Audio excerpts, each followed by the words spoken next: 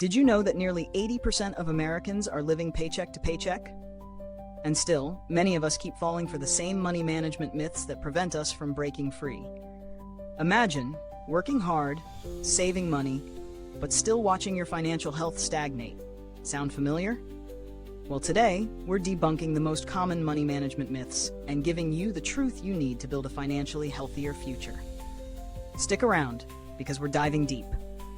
All right, first things first, let's talk about the big one. The myth that you need to budget to be successful with money. Sure, budgeting sounds like the holy grail of personal finance, but let's be real. How many times have you sat down to budget, only to end up feeling overwhelmed and defeated when life throws you curveballs? If you're anything like most people, probably a lot. The reality? Budgeting is one tool, but it's not the end-all be-all. Financial experts like certified financial planners, CFP, often emphasize the importance of setting broader financial goals.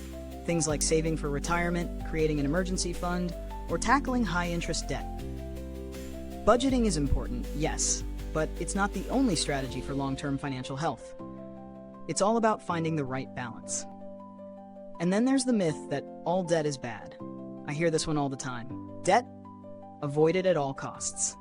Well, not so fast. While high-interest consumer debt, like credit cards, can be dangerous, not all debt is created equal. Take student loans or a mortgage, for example. These are forms of debt that, if managed properly, can actually help you build wealth over time.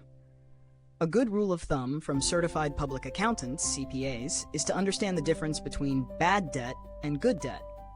Good debt, like investing in education or a home loan, can be leveraged to improve your financial situation. The key here is managing it wisely. Don't just bury your head in the sand and ignore it. Now let's talk about another myth that's holding a lot of us back. You need to have a perfect credit score. We've all heard it. Get a perfect score, and you're golden. But here's the thing. A perfect credit score doesn't necessarily mean financial success. What it really means is that you've been extremely good at managing credit, but it's not a guarantee that you're good at managing your money overall. According to data from the Federal Reserve, the average credit score in the US is around 711. That's solid, but you don't need to hit the 800s to have a healthy financial life. It's more important to focus on what that score represents, your ability to manage debt responsibly. It's the same concept as a good relationship. It's not about perfection, but about how you handle things. Speaking of debt, here's another myth to ignore. You should never invest until you've paid off all your debt. For many, this might sound logical at first. Pay off the debt, then invest. But here's the kicker. If you wait for that perfect moment, you might miss out on some major wealth-building opportunities.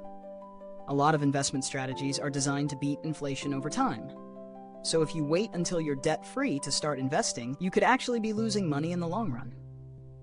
Look, I'm not saying you should neglect high-interest debt, but while you pay it down, it's worth considering smaller, regular investments to take advantage of compound interest. Even a small monthly contribution to a retirement fund or a low-cost index fund could set you up for much more wealth down the road. Here's another one. I'll start saving when I make more money. This one is a trap. It sounds good in theory, right? But the truth is, if you can't manage money now, more income won't magically fix the problem. Personal finance isn't just about how much you make. It's about what you do with what you've got.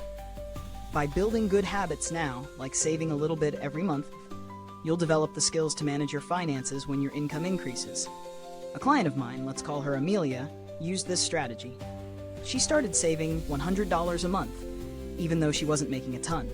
2 years later, that small commitment snowballed into a significant emergency fund, which gave her the freedom to take risks, explore better career opportunities, and make smarter financial decisions. It's proof that it's not about waiting for the perfect salary, it's about making the most of what you have right now. Next, let's tackle a myth that's rooted in a lot of financial advice out there. You should always prioritize paying off your mortgage early. Don't get me wrong, paying off a mortgage is a great goal, but the idea that it's the best financial move for everyone? Not always true. Sometimes that money could be better invested elsewhere. especially if your mortgage interest rate is lower than the return you could expect from long-term investments. Think about this. If you're paying 4% interest on your mortgage, but you're able to earn 7% or more by investing in the stock market, you're actually better off putting that extra money into investments. It's all about managing your priorities based on where you'll see the best return. Now, I know we're hitting a lot of heavy topics here, but I want to make one thing crystal clear. This is not about being reckless with your finances. It's about busting myths that prevent us from thinking critically and taking control of our financial futures. This is about you doing what works for you, because personal finance is just that, personal. So let's wrap this up with a couple more things to watch out for. One of the biggest myths I see is, I'm too young to start planning for retirement. Oh, how wrong that is. The earlier you start, the better. Compound interest doesn't wait for anyone. A recent study showed that starting retirement savings at 25 rather than 35 can result in over $100,000 more at retirement, simply because of the magic of compounding. And lastly, don't fall for the myth that you can't live a good life while being financially disciplined. It's a tough one because we're constantly told that money equals happiness, right? But financial freedom isn't about how much you spend. It's about how much you save, invest, and grow your wealth over time. Don't let people fool you into thinking you can enjoy life and still be smart with your money. It's all about finding balance. Now, before you go, I want to hear from you. What financial myth do you still find yourself struggling with?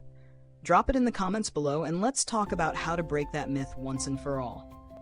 And if you want more tips on how to take control of your financial future, hit that like button and make sure you're subscribed. Trust me, you don't want to miss what's coming next. This content is for educational purposes only and not financial advice. Always consult a certified financial professional for personalized guidance. And remember, the best financial health is built on understanding, so keep questioning, keep learning, and keep moving forward. You've got this.